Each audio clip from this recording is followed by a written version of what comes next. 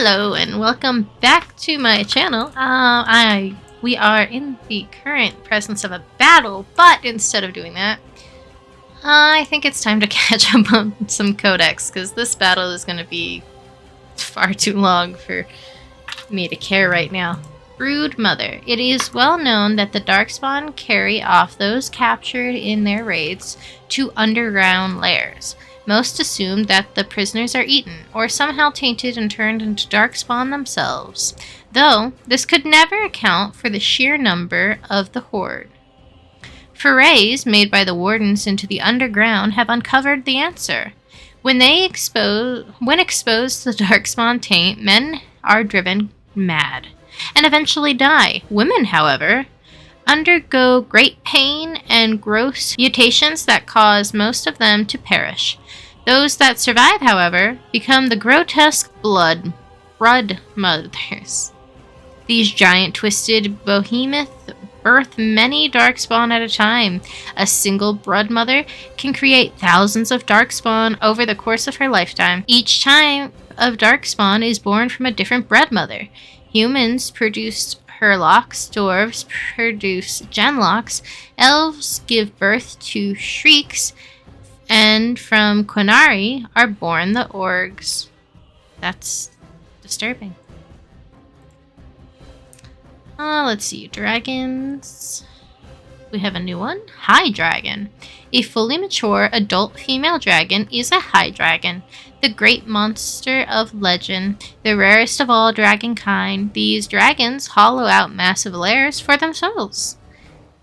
For they need the space to house their harem of drakes, as well as their eggs and the dragonlings. High dragons are seldom seen. They spend most of their time sleeping and mating. Living off the prey, their drakes bring back. But once every 100 years or so, the high dragon prepares for crouching by emerging from her lair and taking wing. She will fly far and wide, eating hundreds of animals, most often livestock, over the course of a few weeks, and leaving smoldering desolation in her wake. She then returns to her lair to lay her eggs and will not appear in the skies again for another century. Yigasar the Dragon Slayer. In the company of the monsters, he went down the empty wolf roads after the dragon to the lands where the ice is like steel, and the air grows thin as a beggar, and every rocky path is strewn with the bones of the lonely dead. The Dane dwelled, and 50 swords were worn to rust, ruined before at least they found the cave of Felshout, ancient keeper of the mountains, bane of wolves. Dane sought a way in which the dragon might be felled. Friend of fire and talon, its scales brighter than any warrior's mail, teeth greater than men, and all around the slumbering warm were bones. Wolves, men, beasts beyond counting. The flame of death frightened even the wolf pack, and Dane, despite, crept into the cavern to seek the monster's death alone. There, shining among the dead like a star, his hand found a sword, Yorish, forged by the Dwarven smith for the Almari lord long ago, waiting age after age to be taken to battle once more. And this Dane fed from the earth and struck at the eye of the dragon, still sleeping, with a swift, terrible blow. And Fenshaw woke, wroth only to die. From the Dane and the werewolf. The legend of the blade Yashiras predates Adrastate. The sword that Dane found in the dragon's treasure hoard, which he used to slay both Fenshaw and the werewolf, was passed on to his son, Hefter. Dane may have been fiction, but Hefter was fact. In 140 Divine, he led the Amari tribes against darkspawn that flooded into Ferelden Valley from the Dwarven lands. He not only drove back the horde, he also then defeated the combined forces of the Avars and Chazan, who hoped to take advantage of the chaos. His victories earned him such respect from the tribes, He was named the first Terran. After years of ruling the valley in peace, it is said that Hefter left Ferelden, sailing into the unknown east of the Amaranthine Ocean, with the blade still in hand, never to be seen again. Andraste, bride of the Maker. There was once a tiny fishing village on the waking sea that was set upon by the Tevinter Imperium, which enslaved the villagers to be sold in the market of Mithras, leaving behind only the old and the infirm. One of the captives was the child Andraste. She was raised in slavery in a foreign land. She escaped, then made the long and treacherous journey back to her homeland alone. She rose from nothing to be the wife of an Almari warlord. Each day she sang to the gods, asking them to help her people who remained slaves in Tevinter. The false gods of the mountains and the winds did not answer her, but the true God did. The Maker spoke. He showed her all the works of his hand, the Fade, the world, and all the creations therein. He showed her how men had forgotten him, lavishing devotion upon mute idols and demons, and how he had left them to their fate. But her voice had reached him, and so captivated him, that he offered her a place at his side, and that she might rule all of creation. But Andraste would not forsake her people.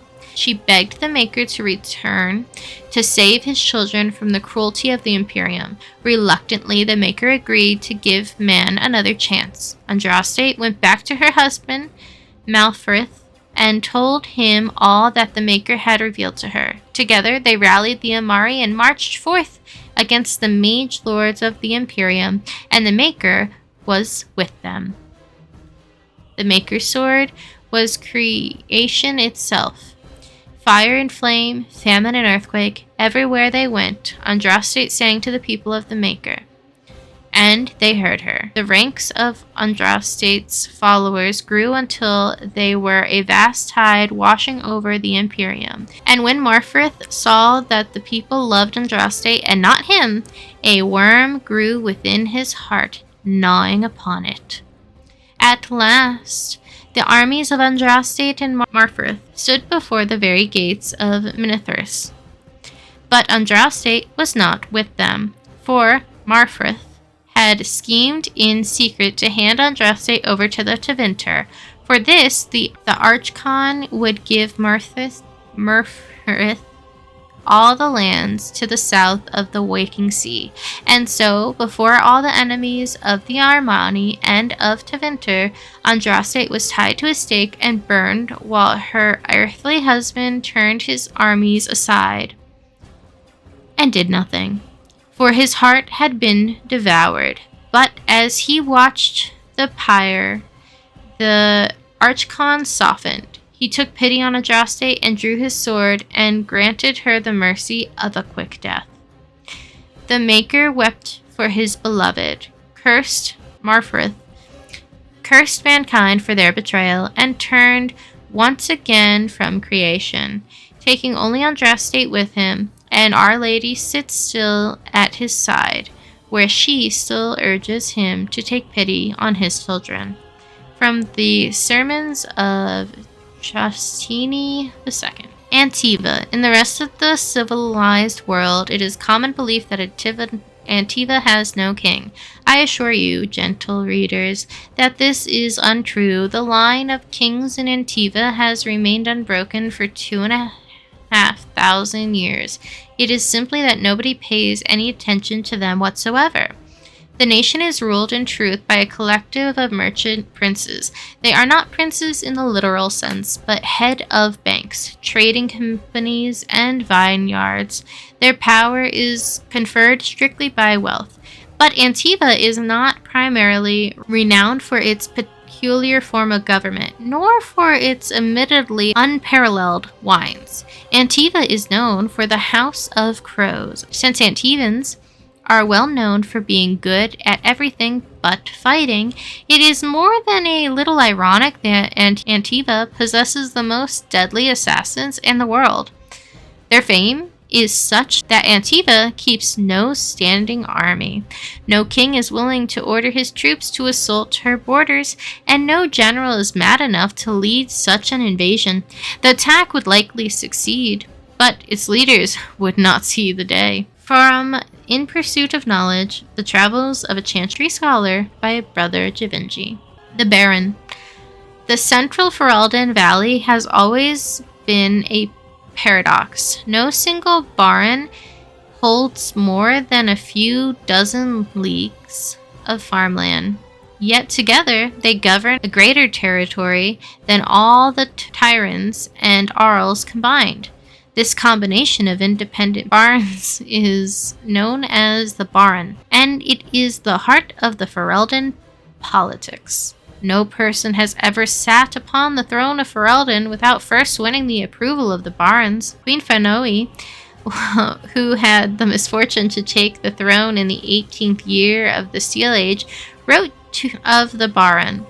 There have been 3 wars this year fought over elopements, 5 fought over wool, and 1 started by an apple tree. It isn't even winter yet. Who would believe that these same barons, now trying so hard to kill one another, just last year united to give me the crown? From Ferelden, Folklore and History by Sister Petrini, Chantry Scholar. The City Elves. When the holy exalted march of the Dales resulted in the dissolution of the Elven kingdom, leaving a great many elves homeless once again, the divine Renta, I declare that all lands loyal to Chantry must give the elves refuge within their own walls. Considering atrocities committed by the elves at the Red Crossing, this was a great testament to the Chantry's charity. There was one condition, however: the elves were to lay aside their pagan gods and live under the rule of the Chantry. Some of the elves refused our goodwill. They band together to form the Wandering Dalish Elves, keeping their old elven ways and their hatred of humans alive. To this day, Dalish elves still terrorize those of us who stray too close to their camps. Most of the elves, however, saw that it was wisest to live under the protection of humans. And so we took the elves into our cities and tried to integrate them. We invited them into our homes and gave them jobs as servants and farmhands. Here in Durham, the elves even have their own quarters, governed by an elven keeper. Most have proved to be productive members of society. Still, a small segment of the elven community remains dissatisfied. Those troublemakers and malcontents roam the streets causing mayhem, rebelling against authority, and making a general nuisance of themselves. From Ferelden, Folklore and History by Sister Petrini, Chantry Scholar. Alienage culture. There have always been alienages. They have been around for as long as elves and shems have lived in the same lands. Ours isn't even the worst. They say Val Royaux has 10,000 elves living in a space no bigger than Durham's market. Their walls are supposedly so high that daylight does not reach the Vandalhill until midday. But don't be so anxious to start tearing down the walls and picking fights with the guards. They keep out more than they keep in. We don't have to live here, you know. Sometimes a family gets a good break and they buy a house in the docks or the outskirts of town. If they're lucky, they'll come back to the alienage after the looters have burned their house down. The unlucky ones just go to the Cooperfields. Here, we're among family. We look out for each other. Here, we do what we can to remember the old ways. The flat ears who have gone out their way, they're stuck. They'll never be human. And they've gone and thrown away being elves too. So where does that leave them? Nowhere. Serathina Hathern of the High Ever alienage. History of Ferelden, Chapter 2. The occupation was a dark blot on Ferelden's history. Our people, who from time immemorable valued their freedom over all else, were forced to bow to Orlesian rule. The Empire declared our elves property and sold them like cattle. Chevaliers routinely plundered freeholds of coin, food, and even women and children, and executed it as taxation. And for 70 years, no landsmeet were held, for the imperial throne had declared our ancient laws a form of treason. King Brendel was one of those who escaped. He tried to organize the other fugitive lords to retake their land, but Brendel was neither clever nor persuasive, and the nobles preferred to take their chance alone. Ferelden might still be little more than a territory of the Empire, were it not for the fact that his daughter had all the charisma that her royal father lacked. The rebel queen's rule began with a midnight attack on the Imperial army at Lothering. It was swift and successful, and with their pilfered army, the rebellions began a campaign against the Orlesians in earnest. But the turning point of the war came when a young freeholder joined the Queen's army. The lad, Logain MacTyr, possessed a remarkable talent for strategy and quickly became the favorite advisor of the young Prince Merrick. The Queen finally died at the hands of Orlesian sympathizers, anxious to curry favor with their painted masters. And Merrick took her place as leader of the rebellion. Logain became Merrick's right hand. Merrick and Logain led the rebels in a new campaign against their Orlesian oppressors, culminating in the Battle of Riverdale, where the last Chevaliers in Durham were crushed. With the capital once more in the hands of Ferelden, the battle to free our people was finally over. But the battle to rebuild what had been lost had only just begun. From Ferelden, Folklore and History by Sister Petrini, Chantry Scholar. I'm going to leave this episode off here. Catch me in the next episode where we will continue reading the codexes that we're missing. I hope you guys enjoyed, and I'll see you next time. Bye-bye.